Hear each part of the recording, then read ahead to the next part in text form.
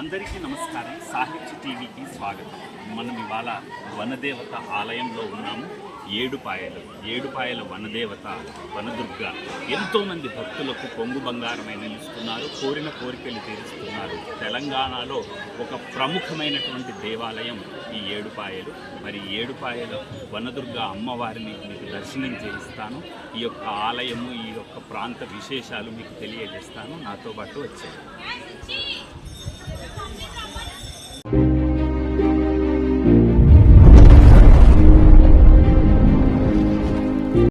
మనమివాళ తెలంగాణ రాష్ట్రంలోనే ప్రసిద్ధ పుణ్యక్షేత్రంగా, పర్యాటక కేంద్రంగా పేరుగాంచినటువంటి ఒక అద్భుతమైనటువంటి దేవాలయానికి వెళ్తున్నాం.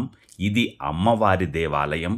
మెదక్ జిల్లా పాపన్నపేట మండలం నాగసానిపల్లె అనే గ్రామంలో ఉంది. 7 పాయల నది ఒడ్డున వెలసిన 100 ఏళ్ల చరిత్ర కలిగినటువంటి పుణ్యక్షేత్రం. అదే ఏడుపాయల వనదుర్గమ్మ దేవాలయం. మనమిప్పుడు ఆ ఆలయానికే వెళ్తున్నాము.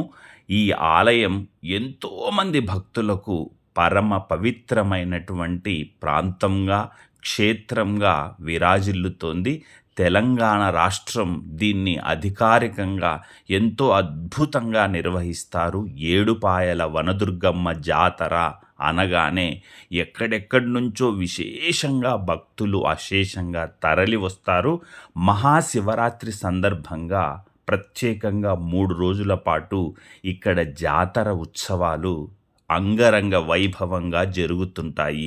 లక్షల కొద్దీ జనం తెలంగాణ, ఆంధ్రప్రదేశ్, మహారాష్ట్ర, కర్ణాటక ఇలా వివిధ రాష్ట్రాల నుంచి కూడా భక్తులు వస్తుంటారు. దుర్గమ్మ పట్ల భక్తి, ఏడుపాయల దుర్గమ్మ తెలంగాణకే ఒక తలమానికమైనటువంటి పుణ్యక్షేత్రంగా విరాజిల్లుతోంది. చూడండి, మనం ఆ ఆలయానికి వెళుతున్నప్పుడు ఎంత అద్భుతమైనటువంటి వాతావరణమో, ఎంతో ప్రశాంతంగా ఉంటుంది. అదిగో మనం ఆ ఏడుపాయల వనదుర్గమ్మ ప్రాంతంలోకి అడుగు పెట్టాము. గమనిస్తున్నారు కదా, మనం వెళ్ళింది మామూలు రోజుల్లో. అదే ఆదివారం అయితే మామూలుగా ఉండదండి. ఇక్కడంతా ఇసుక వేస్తే రాలనంత జనం ఉంటారు. అమ్మవారికి బోనాలు సమర్పించడానికి రకరకాలుగా ఎన్నో వాహనాల రోదా, మనుషులు చాలా ఇదిగా ఉంటుంది. ఏది ఏమైనా మనం ఒక శనివారం రోజు వెళ్ళడం వల్ల ఇక్కడ మనకు ఆ రద్దీ కనిపించడం లేదు. లేకపోతే ఇక్కడికి వెళ్ళడానికి, దర్శనం చేసుకోవడానికి చాలా సమయం పడుతుంది. అంత మహిమగల అమ్మవారు, మహిమాన్వితమైనటువంటి దేవాలయం ఏడుపాయల దుర్గమ్మ దేవాలయం. గమనిస్తున్నారు కదండి, ఎంతో కాలంగా వెళదామని అనుకుంటూ ఉన్నాము. మరి అమ్మవారి పిలుపు లేకుండా మనం అక్కడ అడుగు పెట్టలేం కదండి. చాలా కాలంగా ఉన్నాము, వెళ్ళాలనుకున్నాం. కానీ ఇన్నాళ్లకు అమ్మవారు మమ్మల్ని పిలిచారు. అందుకనే ఇక్కడికి రాగలిగాం. గమనిస్తున్నారు కదా, దీన్నే ఏడుపాయల దుర్గమ్మ దేవాలయ ప్రాంతం దగ్గరికి వెళ్తున్నాము. గమనిస్తున్నారు కదా, చాలా అంగళ్ళు వెలుస్తాయి. ఇక్కడ ఎంతోమంది భక్తజనంతో తండోపతండాలుగా తరలి వస్తూ ఉంటారు. గమనిస్తున్నారు కదండి, చాలా బాగుంటుంది ఈ ఆలయము, ఈ ఆలయ ప్రాంతము. ఆ ఆలయ చరిత్ర కూడా మీకు చెబుతానండి. ఈ ఆలయ చరిత్ర గురించి మనం పరిశీలించినట్లయితే, ద్వాపర యుగాంతంలో పరీక్షిత్తు మహారాజు సర్పరాజు కాటుకు గురై ప్రాణాలు కోల్పోతాడు. అలా రాజు కొడుకు జనమేజయుడు తండ్రి మరణానికి కారణమైన సర్ప సంతతిని సమూలంగా అంతమొందించాలని ఈ జనమేజయ మహారాజు సర్పయాగం తలపెడతాడు.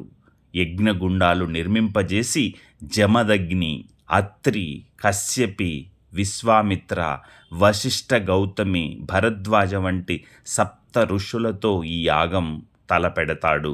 యజ్ఞ ఫలితంగా సర్పాలన్నీ వచ్చి అగ్నికి ఆహుతవుతుండడంతో సర్పజాతి అంతమవుతుందనే ఆందోళనతో నాగుల తల్లి దేవుళ్లకు వేడుకొన్నదట. నాగులకు పుణ్యలోక గతులు ప్రాప్తించేందుకు గరుత్మంతుడు పాతాళంలోని భోగవతి నదిని తీసుకొని వస్తాడు. యజ్ఞస్థలికి రాగానే భోగవతి నది 7 పాయలుగా చీలి ప్రవహించిందట. సర్పయజ్ఞ గుండాలను ముంచుతూ ఓ పాయ రాతి గుహలో వెలసిన దుర్గమ్మ వారి పాదాలను తాకుతూ గోదావరిలో కలిసిందట. 7 ఋషులతో యజ్ఞం చెయ్యడం, గంగానది 7 పాయలుగా చీలి ప్రవహించడం వల్ల 7 పాయలు అని చరిత్రలో అమ్మవారికి 7 పాయల దుర్గామాత అని పేరు వచ్చింది. ఇదండి ఆలయం యొక్క చరిత్ర. ఈ ప్రాంతము అంటే 7 మంది ఋషులు, 7 పాయలు. చూడండి ఎంత అద్భుతమైన, ఎంత విశేషమైనటువంటి ప్రాంతమో ఇది. నిజంగా ఇక్కడ యజ్ఞాలు జరిగినాయి. జనమేజయ మహారాజు తన తండ్రి మరణాన్ని తట్టుకోలేక ఏ సర్పరాజు కాటుకైతే మరణించాడో ఆ సర్పాలనన్నిటినీ అంతమొందించాలని, అలా పగ అంటారా, కసి అంటారా, తండ్రిని కోల్పోయిన తీరని దుఃఖం అంటారా, అలాంటి పరిస్థితుల్లో ఆ యజ్ఞం చెయ్యడం ఆ యొక్క ఋషులు వాళ్ళు ఆ 7 మంది చేయడం జరిగింది. గమనిస్తున్నారు కదండి. మనం ఆలయం చెంతకొచ్చాము. ఇప్పుడు వేసవి కాలం కాబట్టి నీళ్లు లేవండి, లేదంటే ఇదంతా ఉధృతంగా ప్రవహిస్తూ ఉంటుంది నీళ్లు. ఆ భోగవతి నది 7 పాయలుగా ఉంది. ఇప్పుడు దీన్ని మంజీరా నది అని అంటారు. గమనిస్తున్నారు కదండి. అదిగో చాలా వరకు అంటే చలవ పందిలులాగా పైన వేశారండి. మరి అసలే వేసవి కాలం కదండి, తట్టుకోలేము. ఇదంతా నడుస్తూ వెళ్ళాల్సి ఉంటుంది కదా అమ్మవారిని దర్శించుకోవాలంటే. అదిగో ఇక్కడ కొన్ని నీళ్లున్నాయండి. అయినా ఇక్కడ చాలామంది స్నానాలు చేస్తుంటారు. ఎందుకంటే అమ్మవారికి ఇది చెయ్యాలి అని చెప్పేసి స్నానం చేసి అనంతరం వెళ్ళి అమ్మవారిని దర్శించుకోవడం జరుగుతుంటుంది. ఆలయం చెంతకు అదిగో ఆలయంలోకి అడుగు పెట్టాము. మనకు ఎదురుగానే దుర్గమ్మ వారు దర్శనమిస్తారు. ఇది మామూలు రోజులు కాబట్టి మనకింత సులువుగా దర్శనం చేసుకోవడానికి సాధ్యపడింది. అదే ఆదివారము అలాంటి సెలవు దినాల రోజుల్లో అయితే చాలా కష్టమవుతుంది. గమనిస్తున్నారు కదా. పసిడి కాంతులు ఇనుతున్నటువంటి ధ్వజస్తంభం 7 పాయల వనదుర్గమ్మ ఎదురుగా అదిగో మనం ఆలయంలోకి అంటే గర్భగుడిలోకి సింహవాహిని కదండి అమ్మవారు. అదిగో అమ్మవారి యొక్క ఇది వాహనం ఉంది, సింహవాహిని. దండం పెట్టుకొని మనం లోపలికి గర్భగుడిలోకి అడుగు పెడుతున్నాము. 7 పాయల వనదుర్గమ్మ ఆలయం.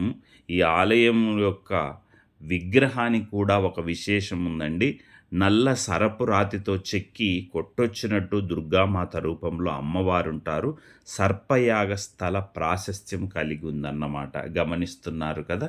మనం ఇలా లోపలికి వెళ్ళి దర్శనం చేసుకోవాల్సి ఉంటుంది. దగ్గర వీడియో తీయనియర్. అదిగో అమ్మవారు చూస్తున్నారు కదండి. వనదుర్గమ్మ అమ్మవారికి ఒకసారి దండం పెట్టుకోండి. నిజంగా అమ్మవారు ఎలా ఉంటారంటే అద్భుతంగా ఉంటారండి. ఆ యొక్క అక్కడ అర్చక స్వాములు కూడా అమ్మవారిని చాలా అద్భుతంగా అలంకరిస్తారు. ఆలయంలో అమ్మవారిని దర్శనం చేసుకొని ఇలా బయటికి వచ్చాము. మేము వెళ్ళినప్పుడు దాదాపుగా మిట్ట మధ్యాహ్నం బాగా ఎండగా ఉండిందండి. కాళ్ళు కాలుతున్నాయి. అయినప్పటికీ కూడా అమ్మవారిని దర్శనం చేసుకోవాలి, అమ్మవారిని కళ్ళారా చూడాలి, అమ్మవారి ఆశీస్సులు అందుకోవాలి అన్న భావనతో వెళ్ళడం జరిగింది. అలాంటప్పుడు మనకు ఏమీ అనిపించదు. అదిగో దర్శనం చేసుకొని అందరము బయటికి వస్తున్నాము. చాలా విశాలమైనటువంటి ఆలయ ప్రాంగణం అండి. ఆ కొండలు గుట్టలు చాలా ఇదిగా ఉంటుంది. మనం బయటికి వచ్చాక ఇక్కడి నుంచి మనము మెట్ల గుండా పైకి వెళ్ళొచ్చు. అక్కడ పైకి వెళ్ళినట్లయితే పైన ఎల్లమ్మ దేవాలయము, జమదగ్ని దేవాలయము ఉన్నాయని తెలుస్తోంది. కానీ వెళ్ళలేకపోయామండి పైకి. చాలా మెట్లు ఎక్కి వెళ్ళాల్సి ఉంటుంది. అదే ఉదయం కావచ్చు, లేకపోతే సాయం సంధ్య వేళ అయితే బాగుంటుంది. ఎందుకంటే మనం ఆలయ ప్రాంగణంలో పాదరక్షలు వేసుకొని తిరగం కదండి. పాదరక్షలు అక్కడెక్కడో మా కారులోనే వదిలిపెట్టి రావడం వల్ల ఇదంతా పర్వాలేదండి. ఆ బయటనే చాలా ఎండగా, అసలే వేసవి కాలం, మీకు తెలియంది కాదు కదండి. అదిగో గమనిస్తున్నారు కదా. అలా దర్శనం చేసుకొని ఇలా బయటికి వచ్చాము. అదిగో ఇక్కడ బోనాలకు సిద్ధం చేసేది అదిగో ఇక్కడ రాశారండి. ఇక్కడ బోనాలు సమర్పిస్తారట. అదిగో చూడండి ఈ ప్రాంతంలో మనం ఆ రాళ్ళండి అసలు ఆ గుండ్లు గుట్ట గదా! మరి ఆ ఏడుపాయలంటే ఇదొక అడవి ప్రాంతము కదండీ! ఈ అడవి ప్రాంతంలో అమ్మవారు వెలిసారు. భక్తుల మొర ఆలకించి, భక్తులను దీవిస్తూ నిజంగా ఎంత అద్భుతంగా ఉంటుందంటే, ఏడుపాయల అమ్మవారి జాతర. ఆ పేరు వినగానే మనిషికి ఎక్కడ లేని ఒక ఆధ్యాత్మిక భావనలు వచ్చేస్తాయి. అంతటి మహిమాన్వితమైనటువంటి ఇది. ఇది తెలంగాణ రాష్ట్ర ప్రభుత్వము ఇది అధికారిక ఉత్సవంగా నిర్వహిస్తుంది. ఇందాకే చెప్పాను కదండీ! ప్రతి సంవత్సరం మహాశివరాత్రి నాడు ఈ ఏడుపాయల వనదుర్గ భవానీ ఆలయం జాతర జరుగుతుంది. తెలంగాణ, ఆంధ్రప్రదేశ్, కర్ణాటక, మహారాష్ట్ర నుంచి తండోపతండాలుగా భక్తులు తరలివస్తారు. ఈ మంజీరా నదిలో పుణ్యస్నానాలు చేసి అమ్మవారిని దర్శించుకుంటారు. దశాబ్దాల తరబడిగా ఇక్కడ జాతర జరుగుతుండడం, ఆలయ ప్రాశస్త్యం, భక్తుల నమ్మకం వీటన్నిటిని దృష్టిలో పెట్టుకొని ప్రభుత్వం కూడా దీన్ని అధికారిక ఉత్సవంగా నిర్వహిస్తుంది. ఒక అద్భుతమైనటువంటి జాతర. కని విని ఎరగనటువంటి జాతర. అంత అద్భుతంగా నిర్వహిస్తుంటారండి. అంత అద్భుతంగా వైభవోపేతంగా, అంగరంగ వైభవంగా జరుగుతూ ఉంటుంది. అనేక మంది భక్తులు లక్షల్లో తరలి వస్తుంటారు. అదిగో చూడండి మంజీరా నదికి సంబంధించిన నీళ్లు. ఇక్కడే చాలామంది స్నానాలు చేస్తుంటారు. గమనిస్తున్నారు కదా! అక్కడ స్నానం వేసవి కాలం గదండీ! నీళ్లు అంత ఇదిగా లేవు. అదే వర్షాకాలం అయితే నీళ్లు చాలా ఉధృతిగా వస్తాయి. అదిగో మా అమ్మాయి తల మీద నీళ్లు చల్లుకోవడానికి వెళ్తుంది. అంటే స్నానం చేయని వాళ్ళు అలా తల మీద నీళ్లు చల్లుకోవడం అట్లా చేస్తూ ఉంటారని మీ అందరికీ తెలిసిందే కదా! అదిగో అక్కడ నుంచి మనం పైకి వెళ్ళినట్లయితే ఎల్లమ్మ తల్లి ఆలయము, జమదగ్ని ఆలయము, పరశురాముడిది ఇలా పైనున్నాయని చెప్పారండి. అదిగో దాని గుండా అలా కొంతమంది వెళ్తున్నారు పిల్లలు. అయితే చాలా ఇదిగా ఉందండి. ఎండ కాళ్ళైతే విపరీతంగా కాలుతున్నాయి. అందుకని అటు వెళ్ళలేని పరిస్థితి ఉండింది. అదిగో ఇక్కడ చూడండి ఎంత విశాలమైన ఆలయ ప్రాంగణం. మామూలు రోజులు కాబట్టి ఇలా ఉంది. అదే ఆదివారము, సెలవు దినాలు అలాంటి ప్రాంతంలో అయితే క్రిక్కిరిసి ఉంటుందండి. అదిగో చూడండి ఈ ఏడుపాయల వనదుర్గ అమ్మవారి యొక్క ఆలయం. ఆ రాళ్ళు, ఆ కొండ గుట్టలాగా భలే ఉంటుందండి అసలు. చూడ్డానికైతే 2 కళ్ళు సరిపోవు. అంటే మనం ఎన్నో ఆలయాలకు వెళ్తుంటాం కదండీ! ఆ ఆలయాలకు వెళ్తున్నప్పటికంటే ఈ ఏడుపాయల వనదుర్గమ్మ ఆలయానికొచ్చినప్పుడు ఒక ప్రత్యేకము, ఒక విభిన్నంగా అనిపిస్తుంటుంది. ఎందుకంటే ఏదో ఒక అటవీ మార్గంలో మనం ప్రయాణం చేసినట్లు. కానీ ఏది ఏమైనా ఇక్కడ మంచి ఏర్పాట్లు చేశారండి. కాళ్ళు కాలకుండా కింద కార్పెట్లు వేశారు. పైన ఇలా తడకలతో ఇలా అల్లారండి చలువ. లేకపోతే ఇదంతా నడుచుకుంటూ మనం ముందుకు వెళ్ళలేం కదండీ! అదిగో ఇక్కడ గమనిస్తున్నారు కదా! ఇప్పుడు మీకు ఇది సంతాన గుండము అని చెప్పారండి. ఎవరికైతే సంతానం ఉండదో అలాంటి సంతానం లేని వాళ్ళు ఈ గుండంలో స్నానం చేయడము, ఈ గుండం నీళ్ళు తల మీద చల్లుకుంటే అమ్మవారు కరుణిస్తారని, వాళ్ళకు సంతానం కలుగుతుందని చెప్పారు. ఆ సంతాన గుండమని అందులో చాలామంది స్నానాలు గూడా చేస్తుంటారు. దిగి ఆ నీళ్లు నెత్తిన చల్లుకుంటూ ఉంటారు. అది విశేషమైనదిగా భక్తులు విశ్వసిస్తూ ఉంటారు. అదిగో మా ఆవిడ వాళ్ళు అడుగుతున్నారు. ఆ అమ్మాయి వివరిస్తుంది. ఆ గుండం ఏంటి? ఆ నీళ్ళేంటి? దేనికోసం అలా ఉంది? అన్నట్టుగా ఆ అమ్మాయి అవన్నీ వివరంగా తెలియజేస్తుంది. మీరు గమనిస్తున్నారు కదా! అదే అన్నమాట. చాలా అద్భుతమైనటువంటి ప్రాంతము. గమనించినట్లయితే చూస్తున్నారు కదండీ! ఇలా ప్రత్యేకంగా ఒక చుట్టూరా ఒక గుండంలాగా ఏర్పాటు కావడం అనేది విశేషంగా మనం చెప్పుకోవచ్చు. ఏది ఏమైనా ఏడుపాయల జాతర.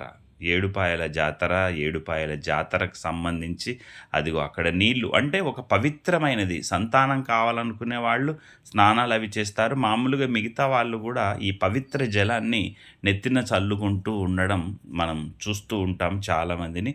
ఏది ఏమైనా ఏడుపాయల జాతర జరిగే ఏడుపాయల వనదుర్గ అమ్మవారి ఆలయానికి, ఆలయ ప్రాంతానికి రావడం అనేది ఎంతో విశేషంగా, ఎంతో మహద్భాగ్యంగా చెప్పుకోవచ్చు.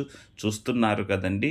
ఇదంతా బాగా నీళ్లు గనక ఉంటే జలకళతో ఉట్టిపడుతుంది. వర్షాకాలం ఇదంతా పొంగి ప్రవహిస్తూ ఉంటుంది. అమ్మవారిని కూడా దర్శించుకోవడానికి వీలు లేనంతగా ఒకవేళ ఉధృతిగా వర్షము, వరదలు అవన్నీ వచ్చినప్పుడు ఈ ప్రాంతానికి వెళ్ళలేకపోతామండి. గమనిస్తున్నారు కదా, ఇలా ఉంటుంది. ఎందుకంటే బాగా ఉధృతంగా ప్రవహిస్తుంటే ఆ మధ్య మనం అమ్మవారి దగ్గరికి వెళ్ళడానికి ఒక బ్రిడ్జిలా ఉంది కదా, అక్కడికి వెళ్ళలేకపోతామన్నమాట. అంత ఇదిగా ఉంటుంది. ఈ హైదరాబాద్ నుంచి సుమారుగా ఒక 90 కిలోమీటర్ల దూరంలో ఉంటుందండి. ఇక్కడ నుంచి కొంచెం ముందుకు వెళితే మెదక్ వస్తుంది. ఒక 10 కిలోమీటర్లు వెళితే మెదక్ వస్తుందండి. మెదక్ పట్టణం వస్తుంది. సో ఏది ఏమైనా ఈ ఏడుపాయల వనదుర్గ అమ్మవారి దర్శనం కలగడం అనేది చాలా ఆనందంగా అనిపించింది. మేము దర్శించుకున్నాము, మీకు చేశామని అనుకుంటున్నాం. మన సాహిత్య టీవీలో అమ్మవారి ఇక్కడ కొబ్బరికాయలు కొడుతున్నారండి. మనం కొబ్బరికాయలు తీసుకున్నవి మళ్ళీ ఒకసారి అమ్మవారిని చూడాలి, మళ్ళీ ఒకసారి దర్శించుకోవాలని చెప్పేసి మళ్ళీ ఒకసారి ఇటు తిరిగి మళ్ళీ అమ్మవారి ఆలయం ముఖ మండపం దగ్గరికి వచ్చాము. అదో మళ్ళీ మీరు ఆ యొక్క ధ్వజస్తంభాన్ని అవన్నీ చూస్తున్నారు కదా. ఇక్కడ మళ్ళీ దర్శనం చేసుకొని మరో ఆలయానికి వెళ్ళాలి. ఇక్కడ నుంచి మేము చాముండేశ్వరి అమ్మవారండి, చిటుకుల అనే ప్రాంతంలో చాముండేశ్వరి అమ్మవారు చాలా అద్భుతమైన ఆలయం. అది తర్వాత మీకు అందజేస్తాను. అదిగో అమ్మవారిని మళ్ళీ ఒకసారి దర్శించుకోండి. అమ్మవారి కృపకు పాత్రులు కండి. ఎందుకంటే దుర్గమ్మ చల్లని తల్లి, అమ్మలగన్న అమ్మ, ముగురమ్మల మూలపుటమ్మ, దయాంబు రాసి. అలాంటి మరి వనదుర్గా భవాని అమ్మవారి ఆశీస్సులు మీకు, నాకు, ప్రతి ఒక్కరి మీద ఉండాలని, ప్రతి ఒక్కరి మీద అమ్మవారు కొండంత కరుణ కుమ్మరించాలని మనస్ఫూర్తిగా కోరుకుంటున్నాను. మీకు వీలైనప్పుడు ఎప్పుడైనా ఇటు మెదక్ వైపు వచ్చినా, లేకపోతే ప్రత్యేకంగా రావాలనుకున్నా కూడా వచ్చి ఏడుపాయల వనదుర్గ అమ్మవారిని దర్శించుకోవచ్చు. భక్తి విశ్వాసాలు ఉన్న వాళ్ళు ఎంత దూరమైనా వెళ్ళి అమ్మవారిని దర్శించుకుంటారు. ఇవన్నీ ప్రసాదాల కౌంటర్ అండి. అక్కడ అన్ని ప్రసాదాలు ఇస్తున్నారు. ప్రసాదం మనం అక్కడ కొనుక్కోవచ్చు. అమ్మవారి లడ్డు ప్రసాదం. ఇక్కడ మనకు రూములు కూడా ఉన్నాయండి ఉండడానికి. అదిగో గమనిస్తున్నారు కదా, ఇక్కడ బోనం తయారు చేయడానికి చాలామంది. అలాగే ఇక్కడ తలనీలాలు సమర్పించుకోవడానికి కూడా ఇక్కడ ప్లేస్ ఉంది. అదిగో చూడండి, ఎక్కడ చూసినా గుళ్ళు, రాళ్ళు, ఇదంతా ఒక ప్రత్యేకంగా ఉంటుంది. ఆ విభిన్నమైనగా కనిపించి ఎంతోమందిని అమ్మవారు కరుణించి కాపాడే ఈ ఆలయము భక్తులకు ఎంతో ఒక ఆధ్యాత్మిక అనుభూతిని కలిగిస్తుంది. భక్తి భావనను ప్రేరేపించేలా ఉంటుంది. మీ అందరికీ దుర్గా భవాని ఆశీస్సులు లభిస్తాయి. చూశారు కదండి, ఏడుపాయల వనదుర్గ భవాని దేవస్థానాన్ని. పచ్చటి ప్రకృతి, చుట్టూ ఎత్తైన కొండలు, ఆహ్లాదకరమైన వాతావరణంలో అమ్మవారు వెలిశారు. ఎలా అనిపించింది? మీ తాలూకా అభిప్రాయాన్ని ఖచ్చితంగా కామెంట్ రూపంలో తెలియజేయండి. లైక్ చేయండి, కామెంట్ చేయండి. నచ్చితే మీ బంధుమిత్రులకు షేర్ చేయండి. కొత్తగా ఎవరైనా నా ఛానల్ని చూస్తున్నట్లయితే సబ్స్క్రైబ్ చేసి పక్కనే ఉన్నటువంటి బెల్ ఐకాన్ని క్లిక్ చేయండి. అలా చేసినట్లయితే నేను చేసే ప్రతి వీడియో తాలూకు నోటిఫికేషన్ మీకు అందుతుంది. మీరు మిస్ కాకుండా ప్రతి వీడియోను చూడొచ్చు. మీ అందరికీ ఏడుపాయల వనదుర్గ భవాని అమ్మవారి ఆశీస్సులు లభించాలని మనస్ఫూర్తిగా కోరుకుంటున్నాను. ధన్యవాదాలు. Please watch, like, share and subscribe Sahitya TV.